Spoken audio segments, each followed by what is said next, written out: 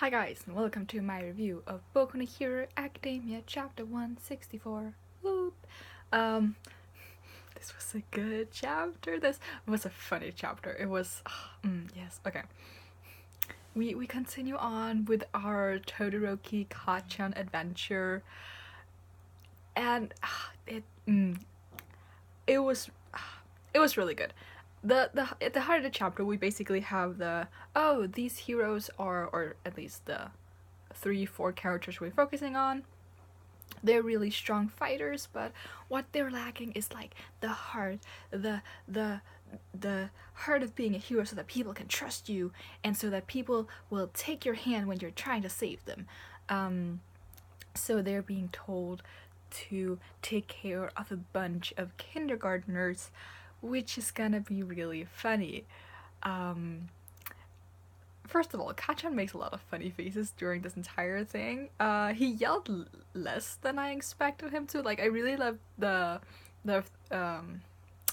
piece right before the kindergartners come, where Orca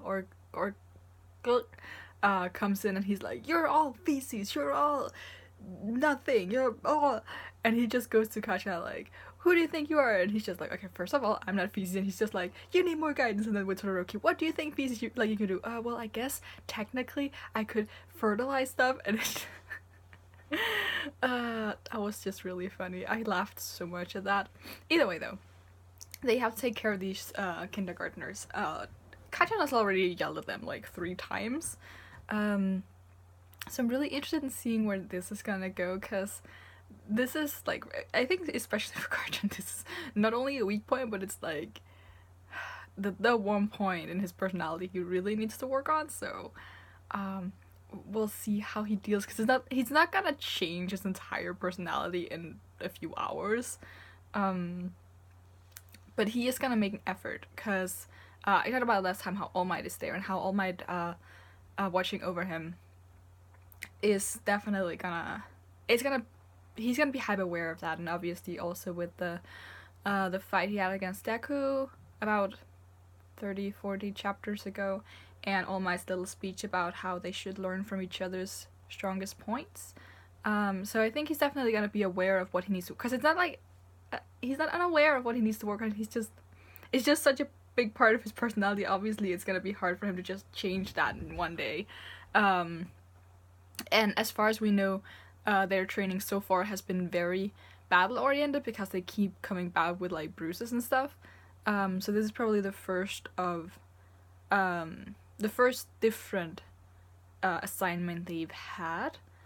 But yeah, I'm this is gonna be really funny, because it's gonna be a mix of there's gonna be a lot of opportunities for humor, but obviously it's gonna be big character development. There were 2 other points that I found really interesting. The first one was when Endeavor comes down and is like, "Shoto, show everyone that you're in another league from them."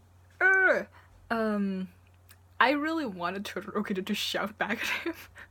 Obviously he didn't, that's not what he does, but it would have been really fun for him just being like, "Fuck you, Dad, I don't care what you think." But yeah, obviously he's just gonna ignore him. And I think he's also a little embarrassed that his dad is there, just kind of not just cheering for him, but opting him to not just be better than everyone, but be better in a condescending kind of way. Which obviously is what Todoroki is not trying to do, because he's a good guy. But yeah, that was really I thought that was really interesting, because I think Endeavor's presence is also gonna do something to Todoroki, like show that he's really show his father that he's different than him, because obviously they've been spending, I don't know if they've been spending time with each other, but they had the not the internship, the other thing. I forgot what it was called. You know, the thing that Deku did with Gran Torino. So they had that together, and I think they must have been they do live together. But of course Endeavor has been heroing a lot more. But that brings me to the end also with Endeavor, because we have all those gags and stuff, which, I mean, we don't really need to talk too much about that, because it's pretty obvious that what they're gonna go into here. But I like that Endeavor asks All Might, like, what is this symbol of peace. Like how like what is it that I need to be to live up to being the number one hero? Because he's always wanted to be that. He's always been number two. He's stuck at he had been stuck at number two for so long, and then he goes into number one because All Might can't be All Might anymore.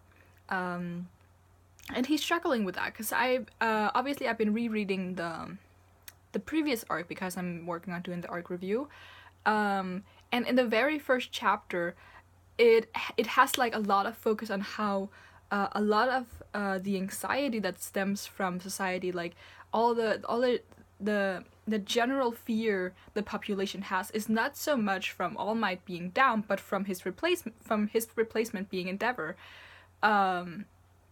Because Endeavor is more or less the opposite kind of hero that All Might is. So I think it's really, it's a little bit humbling.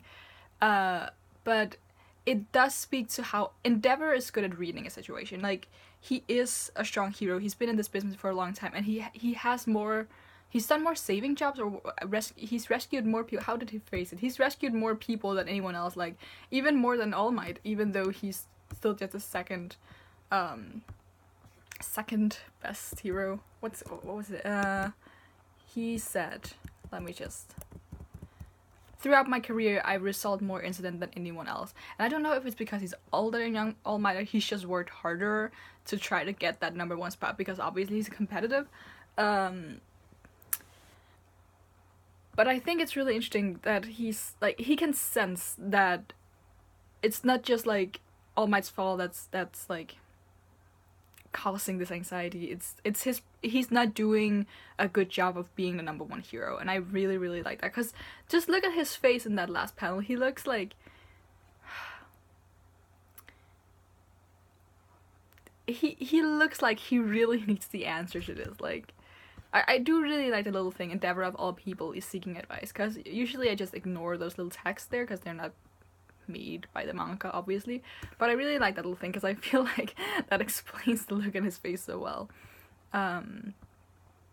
I want to hear what All Might is gonna answer, because it could be a number of things. And there has obviously also been, it must have been hard for Endeavor as well, because when they started the exam, they were like, okay, time to make up for losing the symbol of peace. And again, with Endeavor, it's just like not filling those shoes. That must be really hard for him. And also in one of the volumes, in one of the character profiles, there is a one with Endeavor where it's like, what's his name? Horikoshi, who's made My Hero Academia. I forgot his name. But he has like a little thing where he says, I have a reason for why Endeavor is a bad father. Like, not to justify it, but there's a reason why he's doing all this. And I really want that backstory, because obviously it's something that has been planned. It's something that's been put a lot of thought into. And I feel like we're at a point now where we should get the answer to why he's acting the way he is, because I really want to know. But yeah, I thought this chapter was really funny, and then the last page just got, oh my god, intense.